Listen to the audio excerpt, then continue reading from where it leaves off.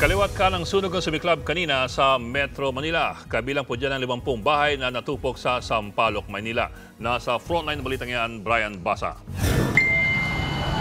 Maitim na usok at nagngangalit na apoy ang bumalot sa residential area na ito sa Sampaloc, Maynila. Pasado alas 10 kaninang umaga, sumiklab ang apoy. Tumagal ng halos 3 oras bago naapula ang sunog. Ang daanan lang po kasi masyado siyang masikip. Kasya lang po yung 2 tao magsalubungan. Magsa-side steps ka pa po para makapasok ka po sa loob. Aabot sa 50 bahay ang natupok. Tinatayang nasa 110 pamilya ang apektado ng sunog. Wala namang nasaktan.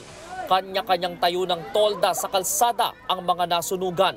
Nakasalampak lang din sila sa mga karton. Ang iba naman, pinaghahati-hatian ang mga donasyong damit. Lahat talaga ubos.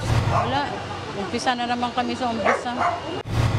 Ayon kay Manila Mayor Honey Lacuna, hindi na dinala sa mga evacuation center ang mga nasunugan. Kahit ilipat nyo sila, ilikas nyo, babalik at babalik sila dito, mas malapit po sa lugar, mas okay pa ho sa kanya. Naglalagablab na apoy rin ang tumupok sa isang tindahan ng mga home decor sa Dapitan, Quezon City. Sumiklab ang sunog pasado alas 10 din kaninang umaga. Naapula ang apoy makalipas ang 2 oras. Made of handicrafts po kasi mga kahoy, papel, plastic. Medyo nag-ingat din po tayo kasi kung napansin nyo rin po, medyo bumagsak po yung ibang portion ng building na pader.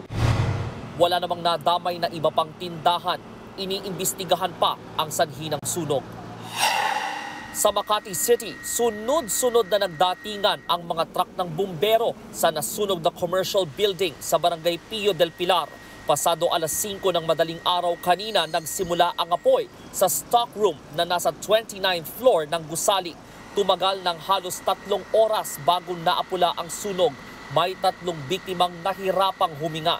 Inaalam pa ang pinagmulan ng apoy. Nagbabalita mula sa Frontline, Brian Basa, News 5. Mga kapatid, Lucy Cruz Valdez po, maging maalam at may pakialam sa mga napapanahong balita sa bansa. Tumutok at mag-subscribe sa News 5 social media pages.